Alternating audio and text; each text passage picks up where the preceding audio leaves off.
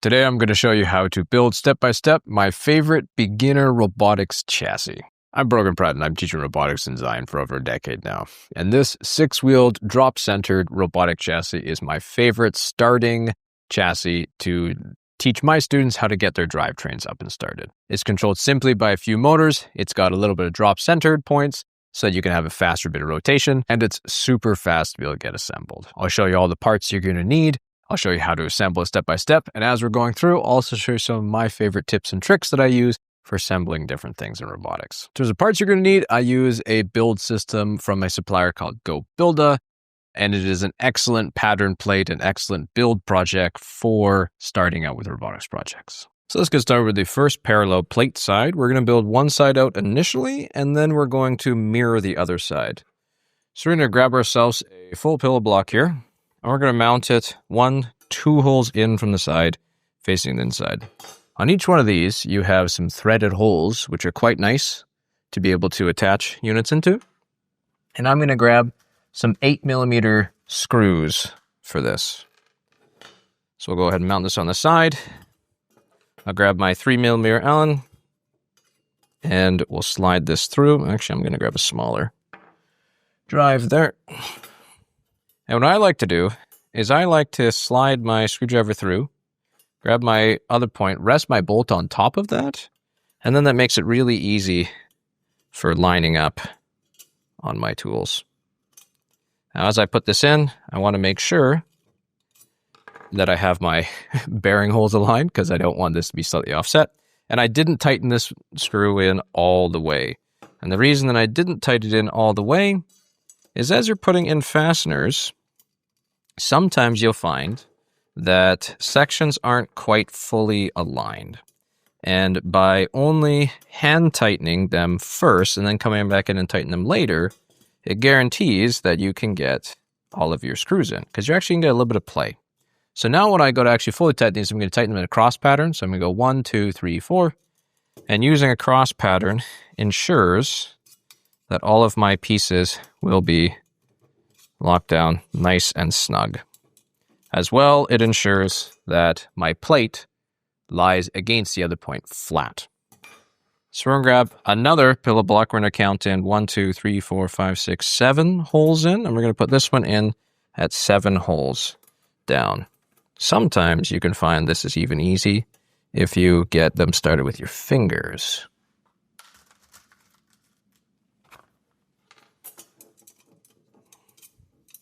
Let's grab 2 more. Just get them started. And then I'll put that last one down here.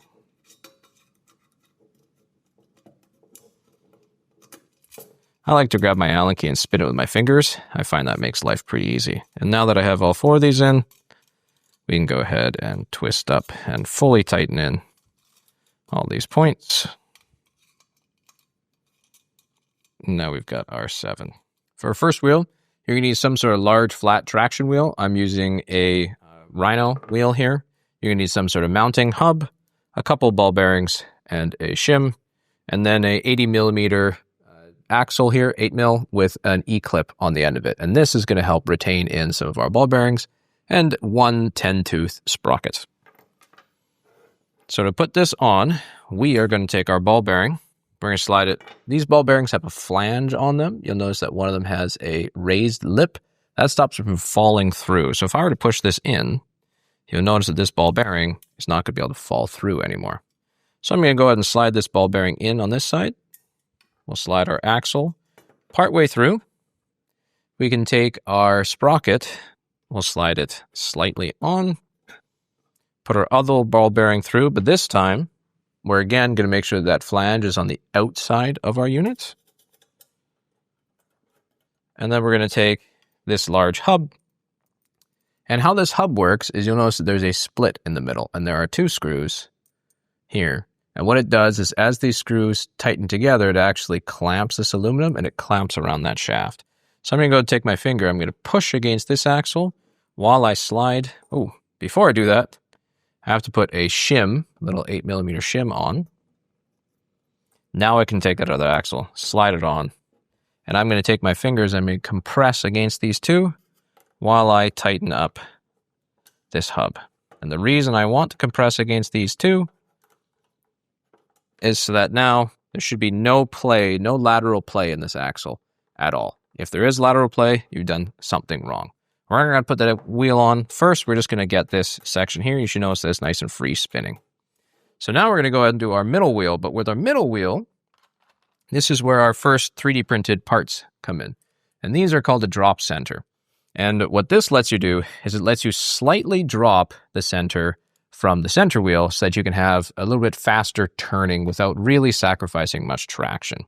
So it's going to make your robot perform a little better. It's going to make it a little bit tippy in that you're going to have a 2mm tip, but it's going to drive faster. It's going to rotate. Well, it's not going to drive fast, but it's going to rotate faster. This is just the step file that GoBuilder does sell online that I've just taken 3D printed out with a 0.6mm nozzle. And it makes life pretty easy, just expanding your holes a little bit, just to get this done. So I'm going to go ahead and count to the middle. This is 17 holes, so I should be 1, 2, 3, 4, 5, 6, 7, 8, 9. Will get me directly in the middle, I believe. 1, 2, 3, 4, 5, 6, 7, 8. So 9 holes in will get you directly in from the center. So you notice that on this drop center, one of these sides is higher than the other, so it actually offsets your center by about 2mm up. So 9 holes in, I'm going to make sure that the lower side is on the open side of the U-channel and the high side is on the closed side of the U-channel. So I'm going to go ahead and grab a few more 8mm screws and a couple lock nuts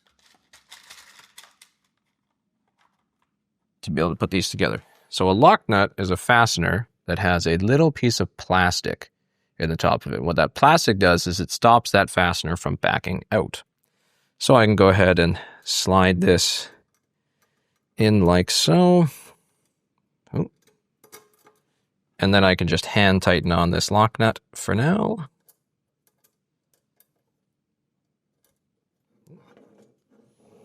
Bit of a pain to get that in and started. There we go.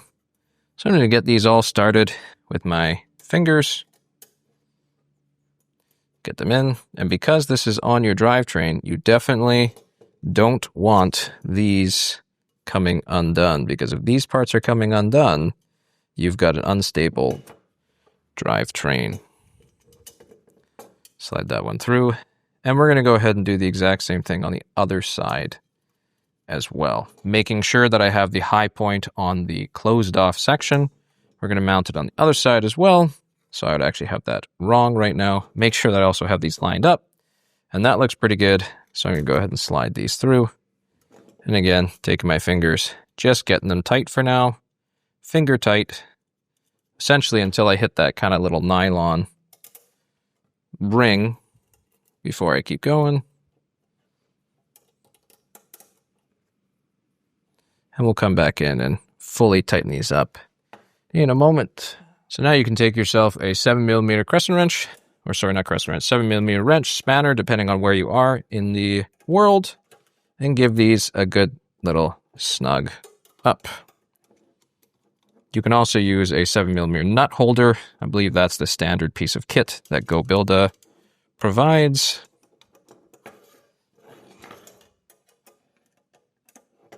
And again, if you can, try to remember to do these up in a cross pattern. That's going to make life a little bit more consistent for you. There we go. We're ready to rock on that side. Now it comes time to put in the motors themselves. And our motors are going to have to drive these systems. So, because our wheels are going to be going on this side, we want to put our motor in over here on this unit. And I'm going to use a 312 RPM motor for a drive. I find this works really well, especially in a starter bot. And on the motors here, for at least GoBuilder, that you have a flat side like this, and you also have sort of a section there. So the orientation of this matters because it makes it a lot easier to put it in. I'm going to slide it up. You'll notice that you will not be able to get this in if you orientate it flat with the round section on your drop center. But if you orientate it like so, you will be able to actually get that in. So now I find it easiest if I kind of line this up, grab a few 10mm bolts. 10 to 12mm works really well here. And on the inside of the GoBuilder motors, there are 4 threaded holes. So I'm going to put it to the left side and we're going to tighten those in. I'm going to start getting them finger tight because lining up those holes can be a bit of a pain. Once I get at least 2 of those holes in there, that works just fine. We'll get it in. We'll go ahead and get that one ready to rock, and we'll get the last one in. And now we should be able to just fully tighten these down. Again, tightening them down in a cross pattern is your friend.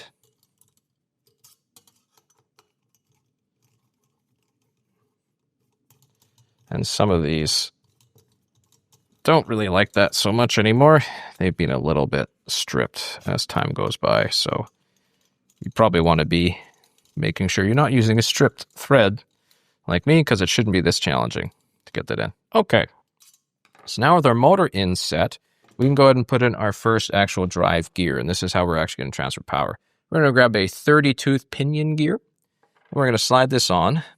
We're going to slide it on opposite. Because our tolerances can be so tight in here, typically you'd flip this around the other way, but what I'm going to do is I'm actually going to paste the pinion gear here. I'm going to slightly offset it here so that it doesn't run into these bolt heads. So I'm going to give myself a little bit of space. And on these pinion gears, there is a little set screw. It's a little set screw here, and how these stay on is there's a little screw here that as you tighten, it actually goes inside the hole. So you notice as I tighten this in, see that little screw head starts to pop through that hole, and that is what clamps it onto the axle. So I'm going to give myself just a little bit of space. Then I will tighten that set screw on. We'll give it a little rotation. There should be 2 set screws on all of your pinion gears. Give that a little tight, and then we are ready to rock on that point.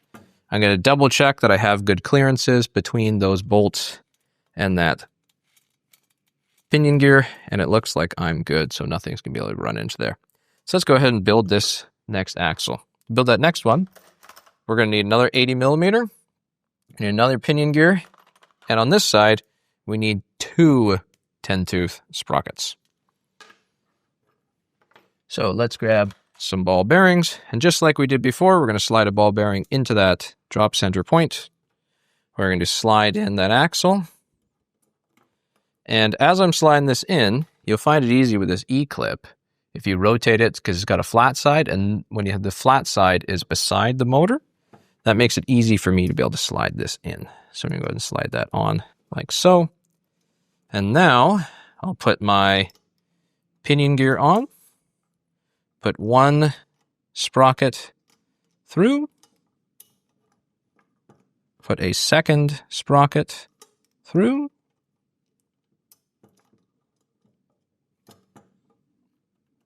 and then we need 1 more ball bearing on that far side. And on that ball bearing, we're also going to need a shim. And to be able to fully constrain our system in, just like we did on the other side, we're going to put that shim on. Then we're going to take that other hyper hub, and we're going to, again, clamp these together this way, laterally. Give that little clamp onto that hub so that we spin nice and freely. Now, before we set these screws in and set them up, we want to make sure that our teeth are perfectly in line. We do not want to line our teeth halfway off, because that's going to give us a bit of a poor meshing. So instead, I'm going to make sure I line those up perfectly so those teeth are nice and meshed, and then we can go ahead and do in those 2 set screws. I'm going to go ahead and move this one slightly off to the side, do up that set screw. Again, second set screw. I'm just doing this on test chassis, so I don't think all my sprockets actually have all my set screws on them. I'm going to snug this one up nice and close to that other sprocket. And yeah, I'm missing a set screw. You should definitely have a second set screw on this one. Because this is just a build test kit for me, I'm not going to be too concerned about that. So now we've got our motor transfer ready to rock. We need to build our last section, which is going to be for our omnidirectional wheel. So I'm going to go ahead and grab another one of these axles. So again, I'm going to make sure that flange is on the outside of my ball bearing. Put it 1-2 inside. Need 1 more 10-tooth sprocket. Go ahead and slide it on. Oh. I'm not too concerned about setting those down. We'll grab that other ball bearing with the flange facing out. slide on a shim. And this time, we're going to use a smaller sonic hub that follows the same principle as the other clamping hub, but these two sections here squeeze in. So I'm going to make sure that I do this with the, there's this sort of extra little jutted outside. You can see I'm going to face that side out. So I'm going to go ahead and slide that on, like so. And now I can take my 3mm screw, go ahead and clamp this. Again, making sure I'm using my fingers so I can clamp this down laterally, because you shouldn't have any lateral play in that whatsoever. So with that, one parallel plate of your drivetrain is just about assembled. So now comes time to actually add in our chain. I'm going to be using plastic chain in this. And then what I like to do is I like to grab a length that's probably a little bit too long. I'll go ahead and slide it on this top sprocket. I'm going to push my finger down against this as I rotate this around. And this allows me to be able to then grab this side as I continue to rotate this around. And now I can grab my full chain and start working it. So, in order to figure out what length that I need, looks like I need a little bit more on that side. What I like to do is I like to wrap mine around. You need to make sure this is not up or down. You want to make sure it's nice and parallel. And we got to see what side is it going to line up and we'll see, okay, it looks like I need to break my chain right about here on this link. In order to break this go build a chain, you can take yourself a flat or slot screwdriver, slide it in between the two, give it a little twist. And again, I've got a full video on this. I make this look really easy for breaking chain, but trust me, it's not actually this easy. I've got a full video that'll help you that I will link in the description down below. Then I grab a pair of needle nose pliers. I grab the high point of that chain, go ahead and give it a little twist, and it snaps in that chain. You don't want your chain too tight. You also don't want it too loose. This is a pretty good amount of slack in a chain. So now I can go ahead and actually set this pinion screw down when I'm nice and square. So now that I'm nice and in line, I want to make sure that I'm not on this huge angle. You want to make sure that you are in one straight line parallel with your sides, and then you can grab in that set screw and you can give that set screw tighten, and there should be 2 set screws in all your sprockets. Again, this is just a test piece, so I've only got 1. So let's go ahead and do that chain. Same deal. On the other side, I'm going to grab myself a generous length of chain, go ahead and give it a little break. And we'll do the same thing here. We'll feed this up and over the top. Give it a little push as we're feeding it through, watching that I don't completely destroy my fingers. Now that I've got enough chain to work with here, I can go ahead and keep feeding this through. Wrap it up and around that other sprocket. And we'll see, did I get that practically perfect on the first try? No, I did not. It looks like I'm probably about 2 lengths too long. So we'll go ahead and snap out 2 lengths of this chain. I'm going to flip this around. Oh no, actually I'm just going to move it. Never be afraid to change your angles and change your orientations to be able to get your chain in there. Again, this is one of those things that I make look easy, but I've been working with this chain for quite some time now.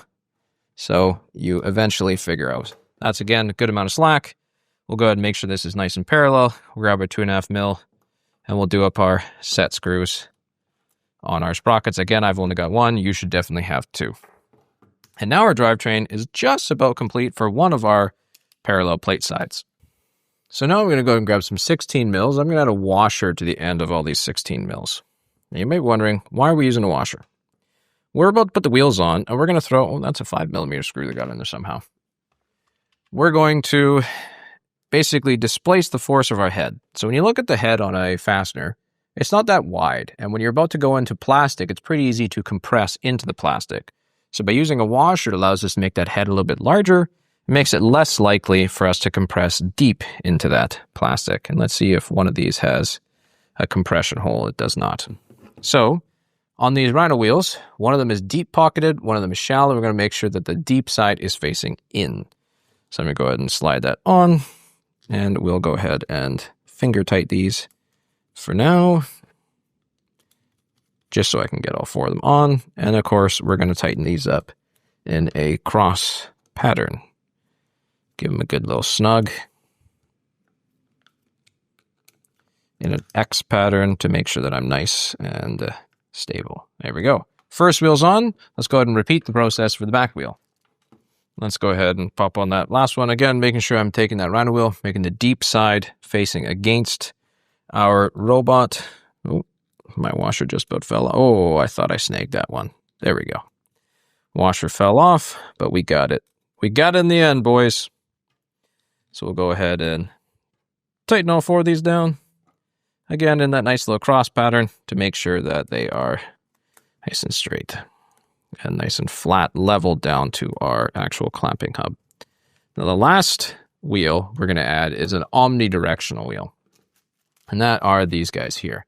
An omnidirectional wheel allows you to roll on this axis, and you can roll on these axes, or the y-axis, across these little spinners. You could just add 1 wheel on, but adding a second wheel that's slightly offset means you have more sections that are contacting the ground.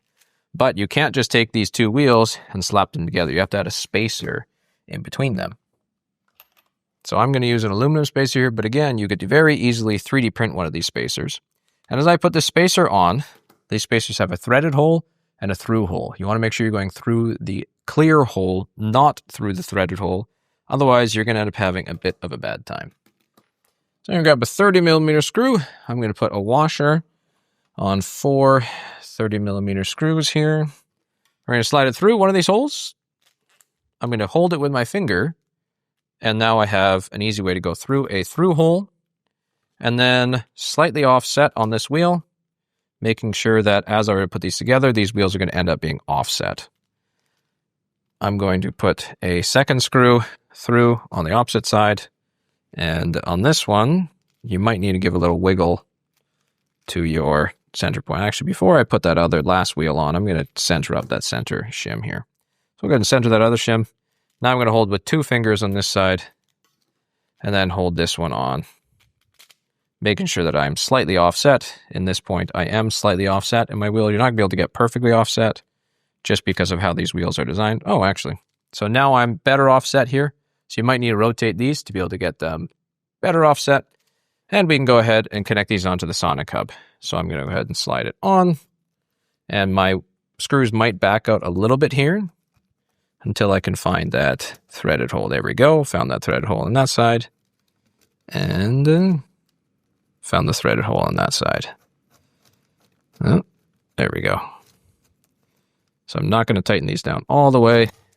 Oh, no, I missed it completely. There we go. Might have to change your angle. When I'm building, I always like to be changing my angle because it makes life a lot simpler. There we go. So now I've got 2 of them.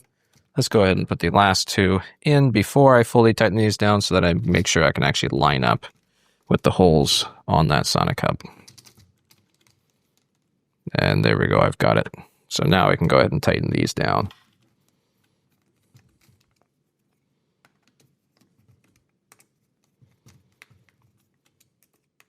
Again, don't clamp these too much, otherwise you're going to completely compress into the plastic. You want snug, you don't want an absolute death grip.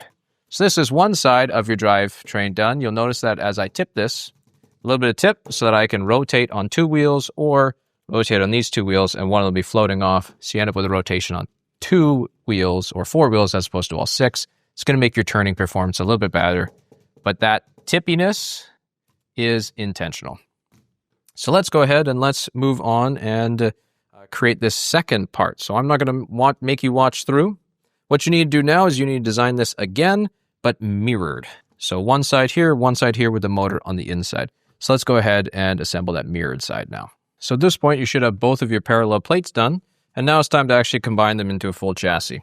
We're going to use a U-channel here that is 10 holes complete. And this is how we're actually going to go ahead and mount it in. We're going to use these side mounting holes and 8mm screws. So we'll go ahead and just slightly get those hand tight just to start.